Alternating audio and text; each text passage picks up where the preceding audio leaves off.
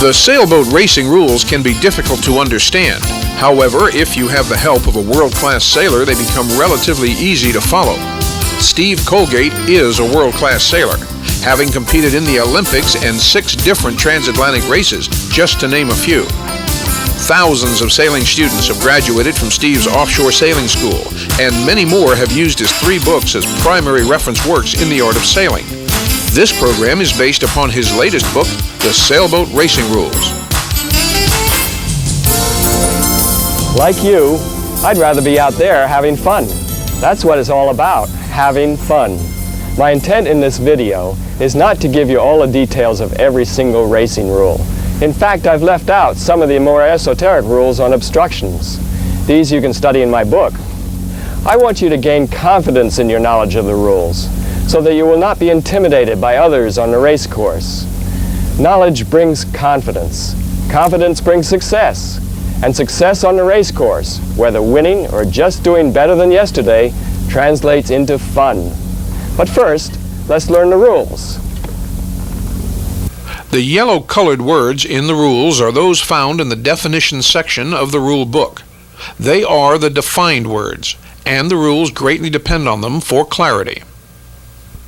Rule 36. Opposite tacks, the basic rule. A port tack yacht shall keep clear of a starboard tack yacht. In the following examples, the green starboard tack boat has right of way over the red boat on port tack, which must keep clear. Remember, the starboard tack boat must make a reasonable effort to keep clear and avoid a collision if it looks like the port tacker is not. Then just protest. The following definitions will help you with these basic rules. Definition of on a tack. A yacht is on a tack except when she is tacking or jibing. Note that the boat is only tacking for a very short time from head to wind until she is on a close haul course. The sails may be luffing and she may be dead in the water not having picked up speed, but as soon as she has reached a close haul course, the tack is completed and she has the rights of a starboard tack boat. The definition of close hauled. A yacht is close hauled when sailing by the wind as close as she can lie with advantage in working to windward. Using this definition of close hauled, a close hauled course would be the direction such a boat would be heading when sailing close hauled. If a boat tacks in 80 degrees, such a course would be 40 degrees from the wind direction. Definition of sailing.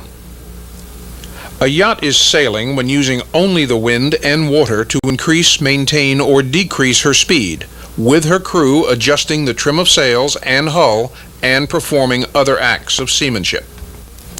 Unfortunately, each definition uses other words that have to be defined, like the word sailing in the definition of close hauled. You are still sailing if you break your boat by backing the sails against the wind, steering violently one way or the other, setting trim tabs opposite to the rudder, and many other ways. But if you drag your legs over the side in the water to slow you up, you are illegal and not conforming to the definition of sailing. Definition: bearing away. Altering course away from the wind until a yacht begins to jibe. Bearing away is mentioned in the definition of tacking from head to wind to a close haul course. The boat could bear away further to a reach and to a run and is still just bearing away and is still on a tack until she starts to jibe. At that point, she's no longer on a tack. Definition of jibing. A yacht begins to jibe at the moment when, with the wind aft, the foot of her mainsail crosses her center line and completes the jibe when the mainsail has filled on the other tack.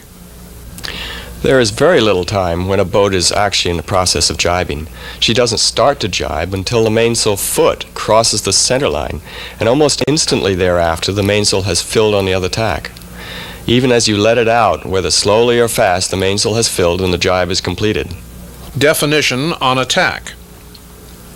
A yacht is on a tack except when she is tacking or jibing. A yacht is on the tack corresponding to her windward side. The second sentence of on a tack describes how you determine which tack the boat is on. Since it corresponds to her windward side, we now need the definition of windward. The leeward side of a yacht is that on which she is, or when head to wind, was carrying her mainsail.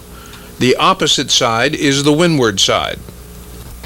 Note that Even if the boat is head to wind, there is a leeward side, corresponding to the side the boom was on. And even if the wind is directly over the stern as on a run, there is still a leeward side to the boat, corresponding to the side the boom is presently over. The port side for the red boat and the starboard side for the green boat. When neither of two yachts on the same tack is clear astern, the one on the leeward side of the other is the leeward yacht. The other is the windward yacht. In each of the following examples, the yellow leeward boat is on the leeward side of the blue boat. As usual, this definition requires another definition, that of clear astern. The definition of clear astern and clear ahead.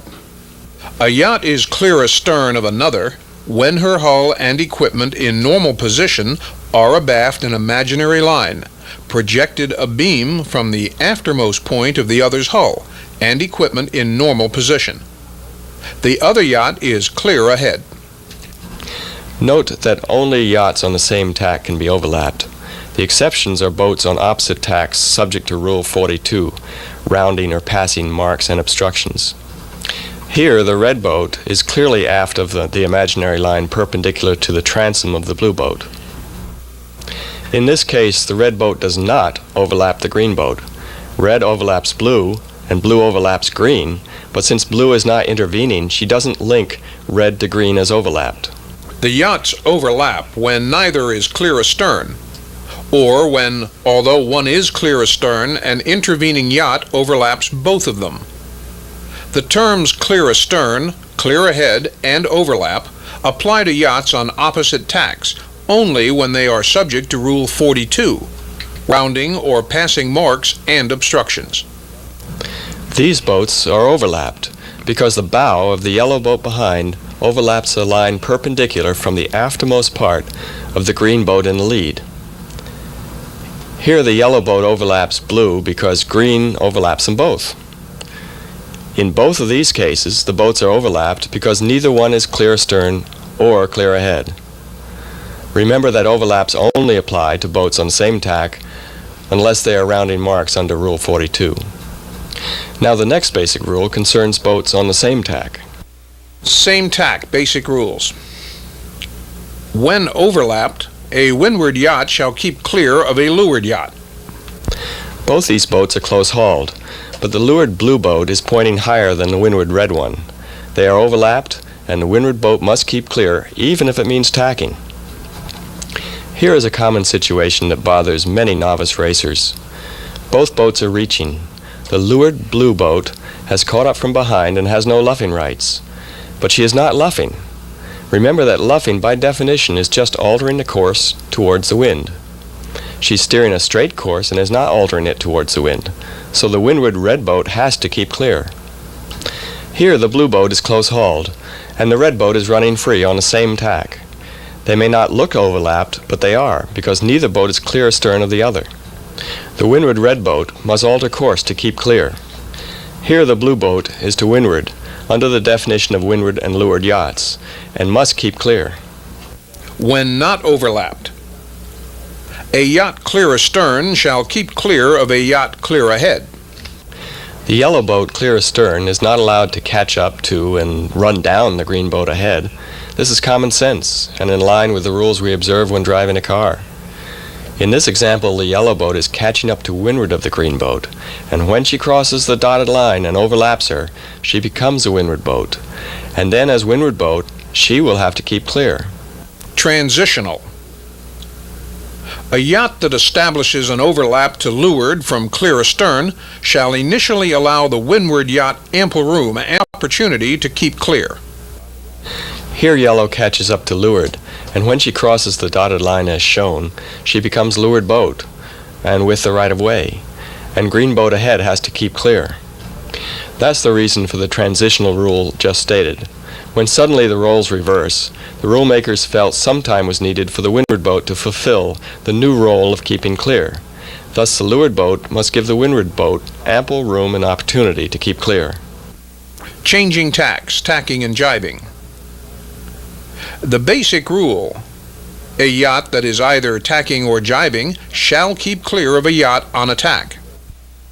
Blue is in the process of tacking, being beyond head to wind, and must keep clear of green.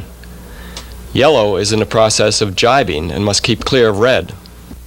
Rules before starting, luffing. Same tack, luffing before clearing the starting line. Before a yacht clear ahead or a leeward yacht has started and cleared the starting line, any luff on her part that causes another yacht to have to alter course to avoid a collision shall be carried out slowly and initially in such a way as to give a windward yacht room and opportunity to keep clear. Furthermore, the leeward yacht shall not so luff above a close-hauled course while the helmsman of the windward yacht, sighting a beam from his normal station, is abreast or forward of the mainmast of the leeward yacht. Rules 38.2c, hailing to stop or prevent a luff, 38.2d, curtailing a luff, and 38.2e, luffing rights over 2 or more yachts, also apply. Luffing before starting is a very different rule from luffing after you've started and cleared the starting line. Some of the differences are: you can obtain the overlap by catching up to leeward.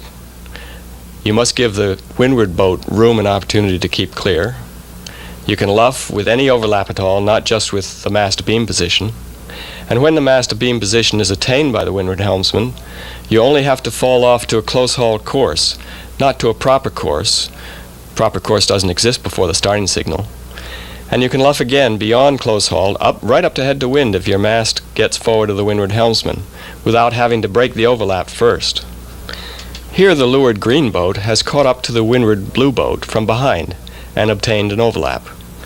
She may luff blue only up to a close-hauled course, because her mast is behind the dotted line drawn abeam from blue's helmsman. Also, she must luff very slowly, smoothly, evenly, and give blue room and opportunity to keep clear. Remember that as blue turns to windward, her stern will swing to leeward. If she hits green, she can claim that green didn't give her enough room. She can't make an unreasonable swing to try to force a collision, but green must give her room for a reasonable attempt to keep clear. In this example, the yellow leeward boat's mast is well forward of the red windward boat's helmsman, so yellow may luff head to wind. Here the mast of the green leeward boat is forward of blue's helmsman initially, but as she luffs head to wind, her mast falls back behind a line perpendicular to blue's helmsman, being on the outside of a turn. So blue calls mast abeam. Green has to fall off to a close-haul course, but can luff head to wind again later if she gets her mast forward of blue's helmsman. Here the green leeward boat has the right to luff the blue intervening boat head to wind in the absence of the red windward boat.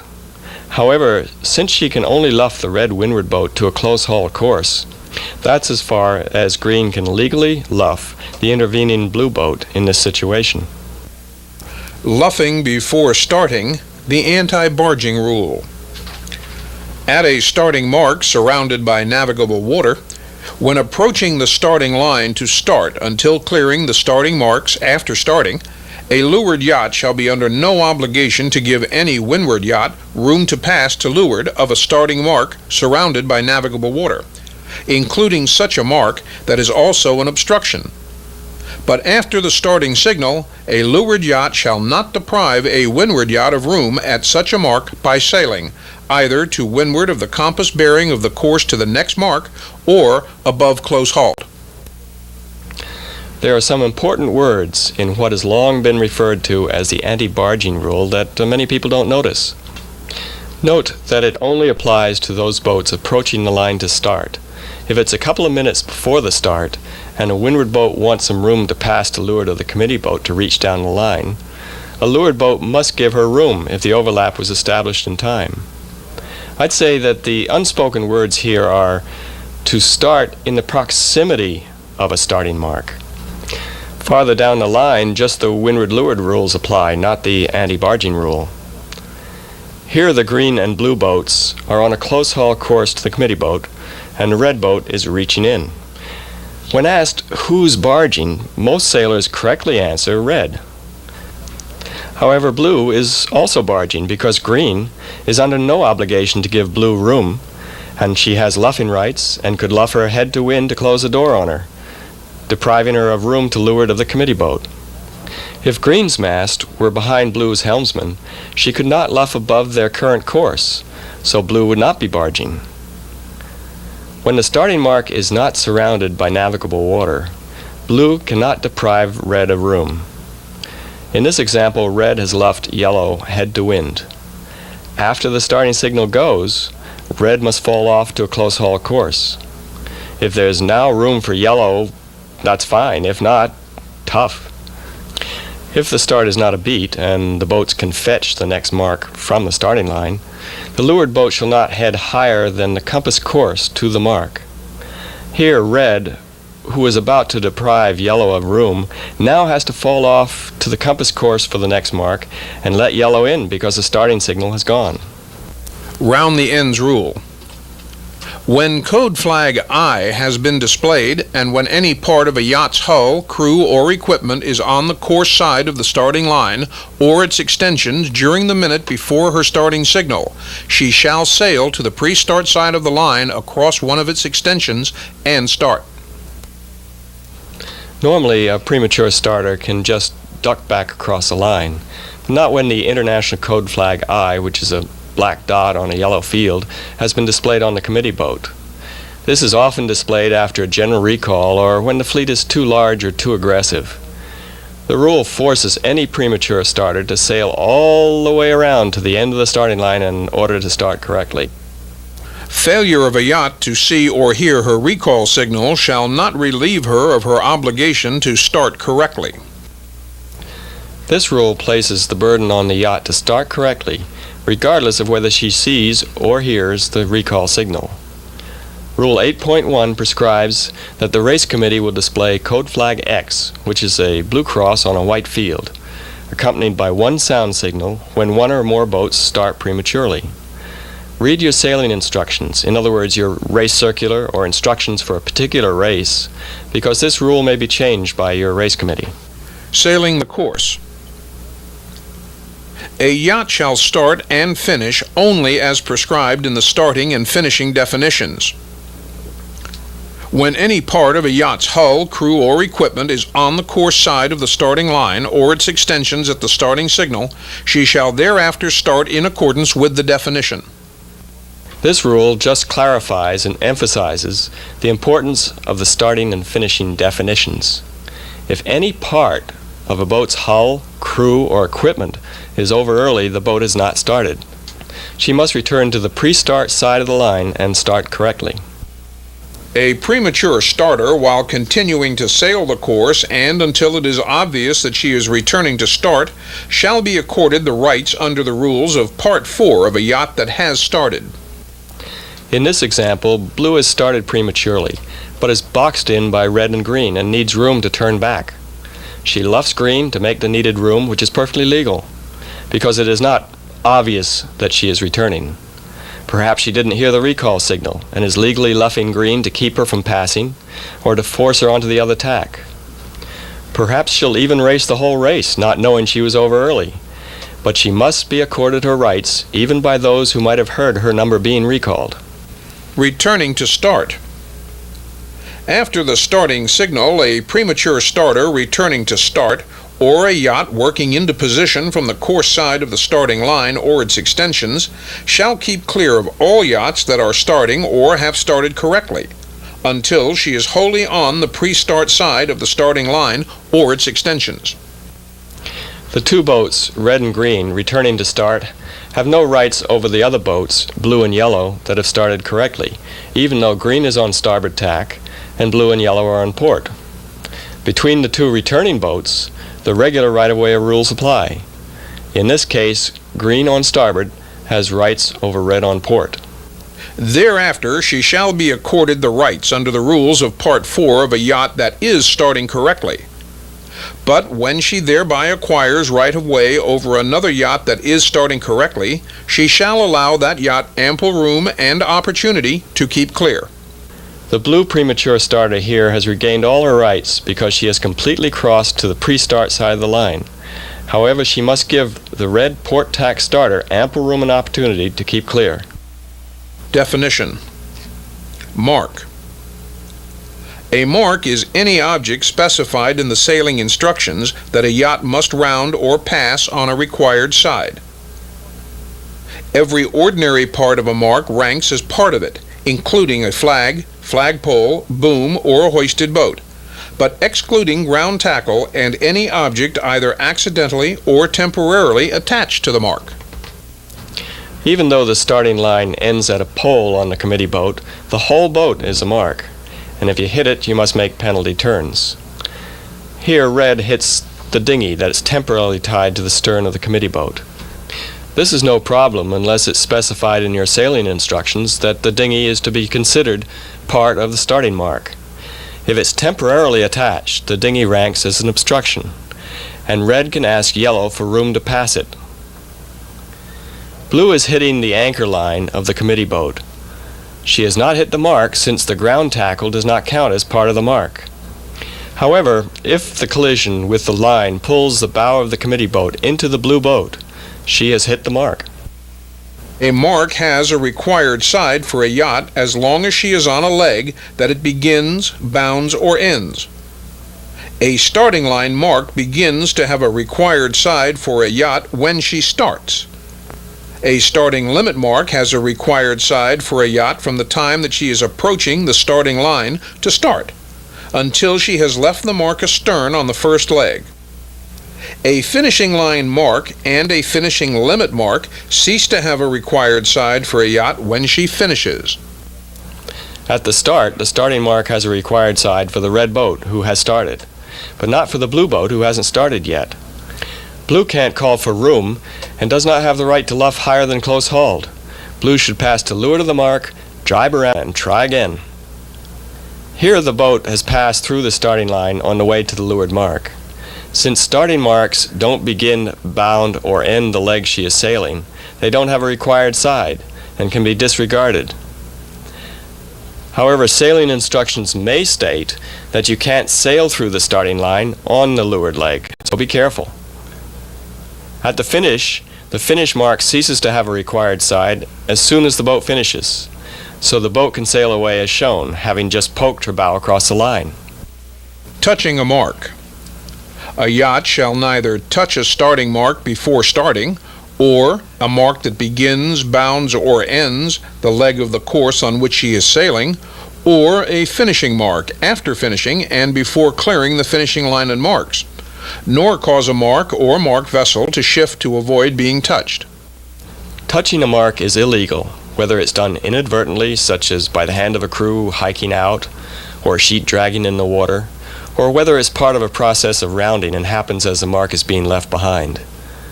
It's illegal to hit a starting mark before starting, but since you are only racing from your preparatory signal, there's no penalty before that time. You can also hit any mark, even a racing mark, without penalty if it isn't on the leg you're sailing. You are racing until you have cleared the finishing line and finishing marks. In this example, the sailboat is luffed next to the committee boat and touched her while still on the finishing line. She will have to take a penalty.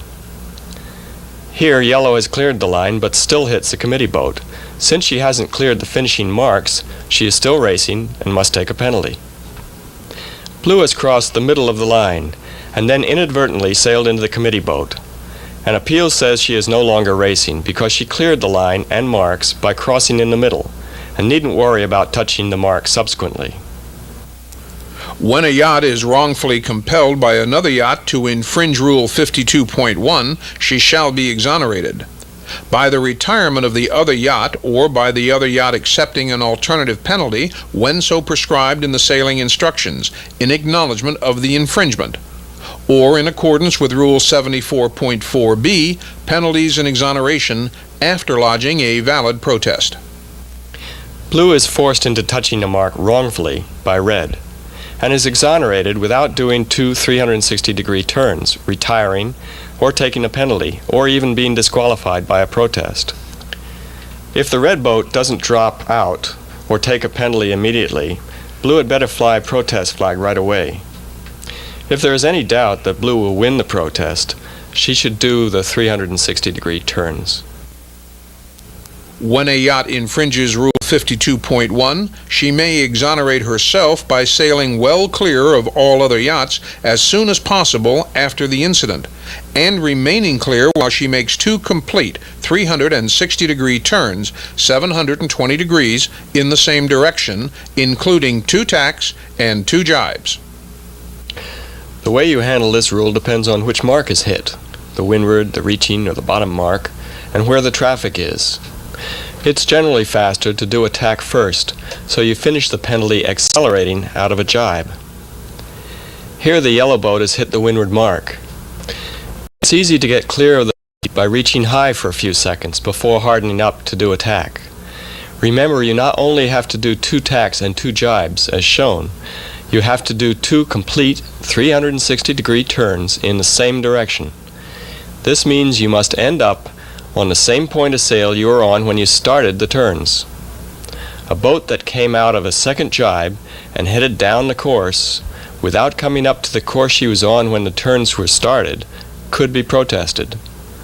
Also, you must keep clear of all other boats while you are making the penalty turns until you are on the proper course to the next mark. A yacht that has touched a mark while continuing to sail the course and until it is obvious that she is exonerating herself shall be accorded rights under the rules of Part 4. The wording of this rule is almost identical to that affording rights to a premature starter, Rule 44.2. The crew on a red boat may not believe they hit the mark, and a 720-degree penalty turn is not appropriate. The blue boat may have seen them hit the mark and is protesting. Nevertheless, the offending boat retains her rights, as if the mark rounding incident never happened, so blue on port tack had better get out of the way of red on starboard. When a yacht touches a finishing mark, she shall not rank as having finished until she first completes her turns and thereafter finishes. Here the red boat has not cleared the finishing line and has hit the mark. She is not finished by the definition of finishing.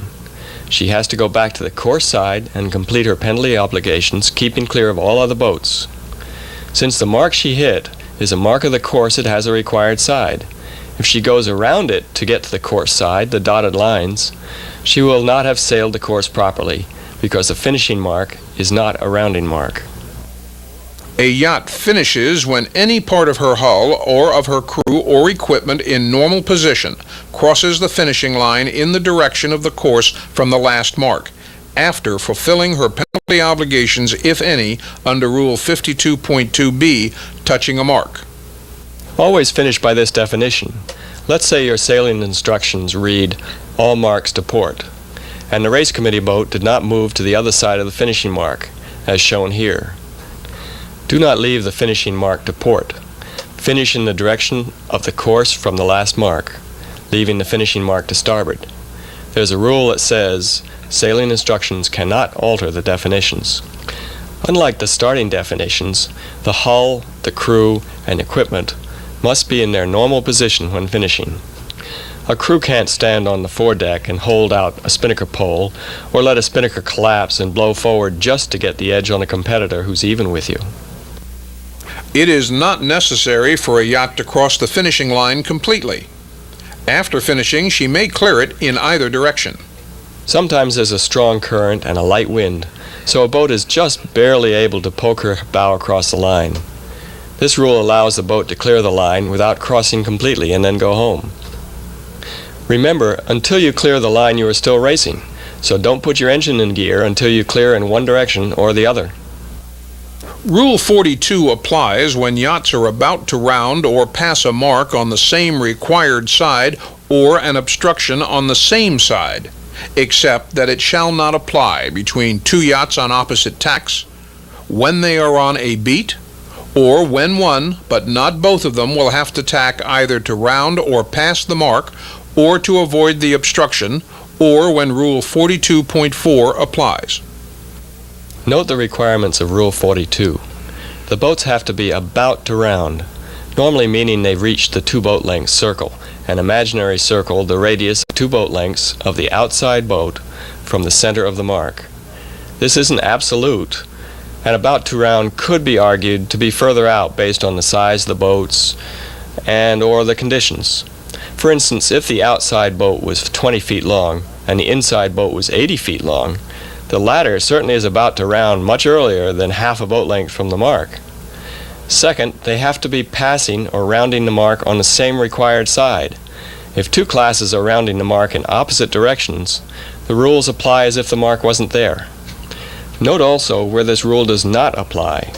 When two boats on opposite tacks are on a beat, and one has to tack around the mark. And also at a starting mark, where the anti-barging rule applies. Here, blue has no rights on green. It's as if the mark wasn't there and only Rule 36, port versus starboard, is applicable in this case. Definition. The terms clear astern, clear ahead, and overlap apply to yachts on opposite tacks only when they are subject to Rule 42, rounding or passing marks and obstructions. This important definition is repeated here because normally overlaps only apply to boats on the same tack. Rule 42, remember, is an exception, so the red boat overlaps the blue boat. An outside yacht shall give each inside overlapping yacht room to round or pass the mark or obstruction, except as provided in Rule 42.3.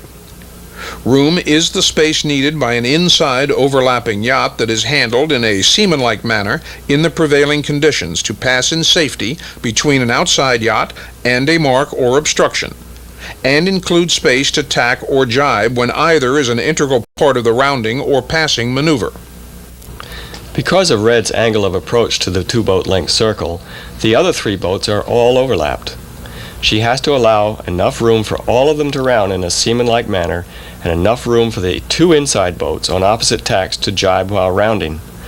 A seaman-like rounding is not the same as a tactical rounding. You cannot take extra room to start wide and round in close to the mark as you would in the absence of an outside boat. The words work both ways. If yellow fouls up the jibe and takes more room than a seaman-like rounding would take, she is subject to protest by the outside boats. Here, red is taking more room than she needs in order to end up closer to the buoy at the end of the turn. Blue should certainly protest. An outside yacht, overlapped when she comes within 2 of her overall lengths of a mark or obstruction, shall give room as required, even though the overlap may thereafter be broken. In certain conditions such as surfing, or with certain boats such as catamarans or planing boats, an overlap that was there at the two-boat length circle is subsequently broken. This rule avoids the chaos that would result if the inside boat suddenly lost her right to room, and in a split second had to decide to go outside the outside boat or to the wrong side of the mark. An inside yacht. A yacht that claims an inside overlap has the onus of satisfying the protest committee that she established the overlap in accordance with Rule 42.3. The problem most protest committees have is deciding who's telling the truth. In overlap situations, it often comes down to it's my word against yours. So here's another case where the word onus is used. Sailors often call it the burden of proof. And that's a good way of putting it, though it's not so much proof as the burden of satisfying, or the responsibility to satisfy the protest committee. Assuming the overlap was established fairly close to the two-boat length circle, the onus is on the inside red boat to prove that she got the overlap before the outside blue boat reached the two-boat length circle. Since the helmsman of the outside blue boat is near the stern and can sight a beam to see if an overlap exists, it really makes sense to put the onus on the inside boat if both later disagree whether an overlap existed. An outside yacht that claims to have broken an overlap has the onus of satisfying the protest committee that she became clear ahead when she was more than 2 of her overall lengths from the mark or obstruction. To even the playing field, the rule makers put the onus on the outside boat to prove the overlap was broken in time when it's been established there was an overlap as the boats approached the two-boat length circle. Here green had an earlier overlap on yellow. At the two-boat length circle, yellow has to prove that she broke the overlap on green in time.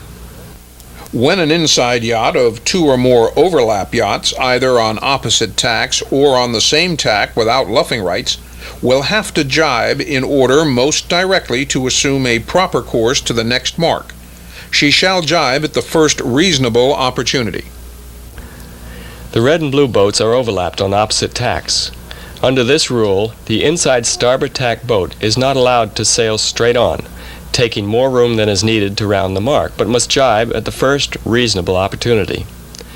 Likewise, red does not have luffing rights and has to jibe at the first reasonable opportunity in this example. However, here green has luffing rights, assuming blue caught her from behind, and does not have to jibe. She can carry blue right past the mark if she wants to, or she can take more room for her rounding than she normally would be allowed. When not overlapped, a yacht clear astern. A yacht clear astern, when the yacht is clear ahead, comes within 2 of her overall lengths of a mark or obstruction, shall keep clear in anticipation of and during the rounding or passing maneuver, whether the yacht clear ahead remains on the same tack or jibes. In this situation, the blue boat has to anticipate that the yellow boat will jibe in rounding the mark and must keep clear even though she may be traveling faster and doesn't have to jibe herself. Here the green boat is within 2 boat lengths of a continuing obstruction. Normally the red boat on starboard would have right of way, and the green boat would have to keep clear. Under this rule, red has to keep clear. A yacht clear astern shall not luff above close haul, so as to prevent a yacht clear ahead from tacking to round a mark. This is a straightforward rule. The blue boat is not allowed to luff to keep the red boat from tacking around the mark. A yacht clear ahead. A yacht clear ahead that tacks to round a mark is subject to Rule 41, changing tacks, tacking and jibing. The green boat cannot tack to go around the mark because she's too close to the yellow boat. Green is subject to the following rule, often called the tacking too close rule. Changing tacks, tacking and jibing, the basic rule. A yacht that is either tacking or jibing shall keep clear of a yacht on a tack. Transitional. A yacht shall neither tack nor jibe into a position that will give her right of way unless she does so far enough from a yacht on a tack to enable this yacht to keep clear without having to begin to alter her course until after the tack or jibe has been completed. Here the yellow boat is tacking. When she has completed her tack, and if the red boat had not altered her course, it's obvious there would have been a collision, so yellow had tacked too close. In another example, the green boat has tacked in front of the blue boat.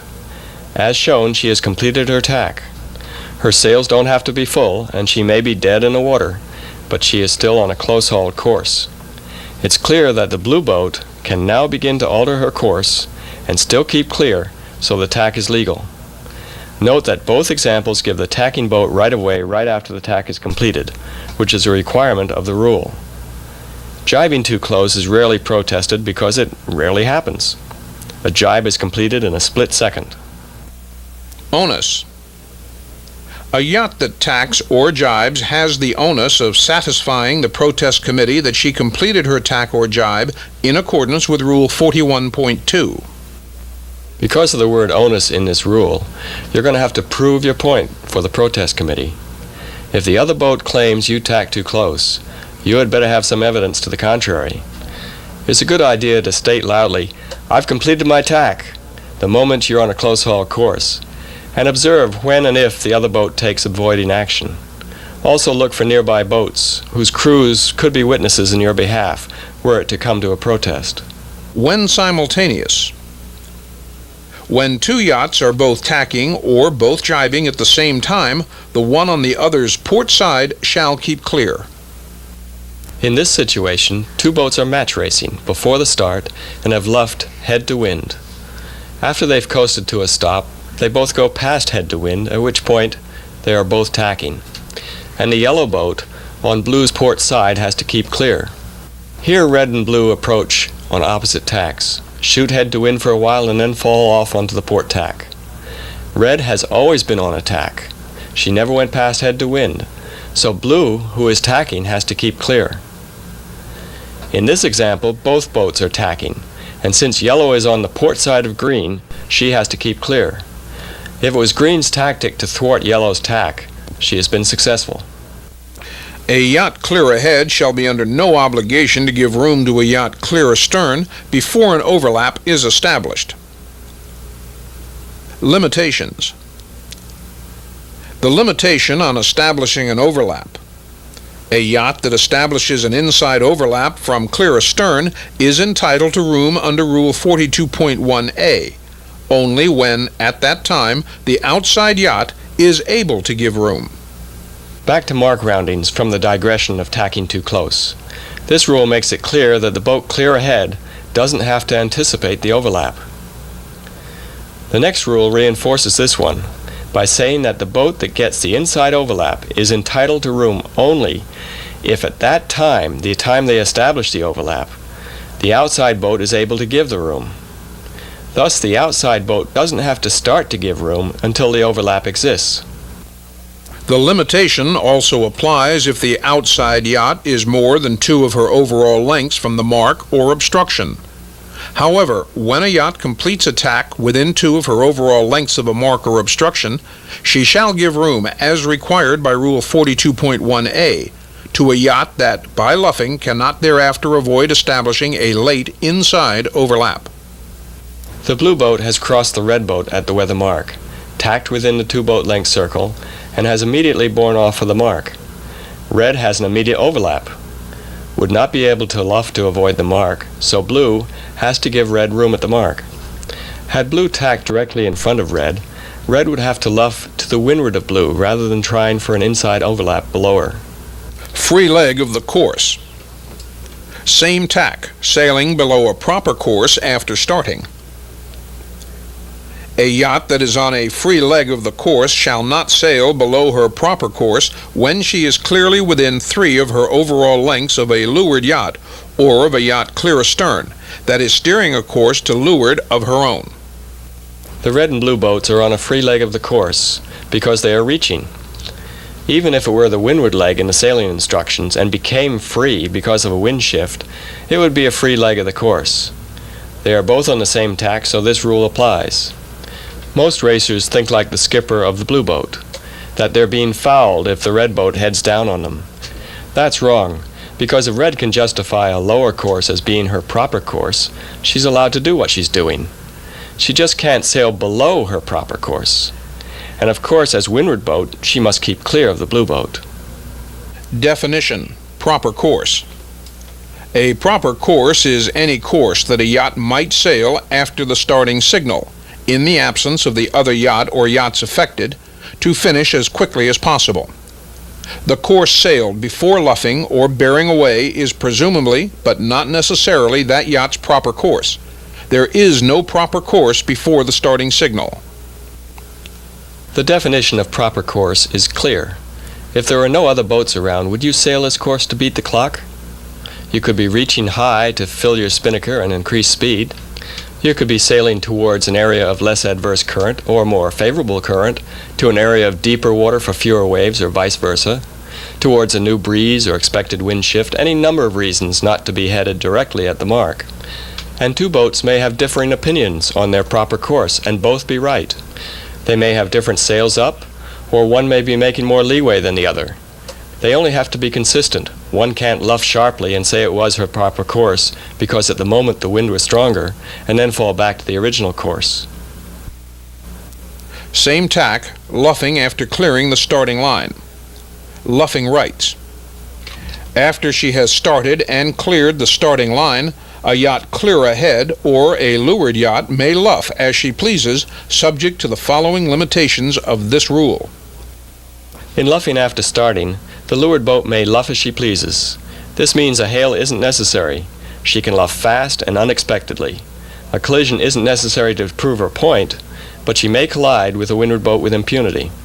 She may luff head to wind, but may not go past that point, or she is tacking. The crew of a windward boat that does not anticipate a luff by the leeward boat should kick themselves. Limitations. Proper course limitations. A leeward yacht shall not sail above her proper course while an overlap exists. If when the overlap began, or at any time during its existence, the helmsman of the windward yacht, when sighting a beam from his normal station and sailing no higher than the leeward yacht, has been abreast or forward of the mainmast of the leeward yacht. The green boat is overtaking the blue boat to windward. The blue boat can luff as she pleases. Here blue can still luff because green's helmsman is not abreast or forward of her mainmast. In position 3, blue can no longer luff above her proper course because green's helmsman is abreast of blue's mast. As long as the overlap exists, even if blue's mast gets forward of green's helmsman, like this example, blue cannot luff above her proper course. If she's below her proper course, though, she can luff up to it. If red were catching up to leeward of yellow, once the overlap was established, red could not luff yellow because her mainmast would be after yellow's helmsman. She cannot luff while the overlap exists, but if it's broken, as in position 3, she can now luff. There are a number of limitations mentioned in the rule about the mast abeam position. The windward helmsman has to be in his or her normal position. He or she can't move forward in order to put the leeward boat's mast abeam earlier, nor can he or she do it by sailing higher than the leeward boat, as red is doing here to the green boat. Overlap limitations. For the purpose of Rule 38 only, an overlap does not exist unless the yachts are clearly within 2 overall lengths of the longer yacht, and an overlap that exists between 2 yachts when the leading yacht starts, or when one or both of them completes a tack or jibe, shall be regarded as a new overlap beginning at that time. Red is caught up to leeward and is clearly aft of the mast abeam position, but is outside 2 boat lengths of the blue windward boat. She heads up, sails faster, and when she is within the 2 boat lengths distance, a new overlap begins. Whether her mast is forward, as in this case, or aft of the windward helmsman determines whether she has the right to luff. Here green has crossed ahead of yellow and tacked. A new overlap starts when the tack is completed, and in this case, yellow has the right to luff. In this situation, the blue boat catches up to the green boat. They are on opposite tacks. Were she on the same tack, blue would not have luffing rights on green. However, later on she jibes. A new overlap starts at that point, and she clearly has the right to luff. Hailing to stop or prevent a luff.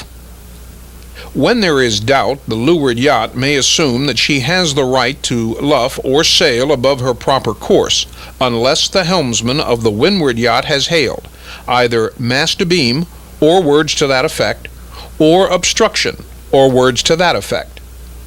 The leeward yacht shall be governed by such hail and curtail her luff. When she deems the hail improper, her only remedy is to protest. Appeals have shown that the leeward yacht may assume the right to luff when there is doubt. But when there is no doubt, for instance if her bow hits the quarter of the windward boat, she will be disqualified, even if the helmsman of the windward boat did not hail mast abeam. If the hail isn't loud enough for the leeward boat skipper to hear, she can luff until a louder one is made that she can hear. The word obstruction is called by the windward boat if there's an object of some sort that limits their ability to respond to the luff. When hailed, the leeward boat must come back down to her proper course, and if the hail was improper, the only thing she can do is protest. Curtailing a luff. The windward yacht shall not cause a luff to be curtailed because of her proximity to the leeward yacht, unless an obstruction, a third yacht, or other object restricts her ability to respond.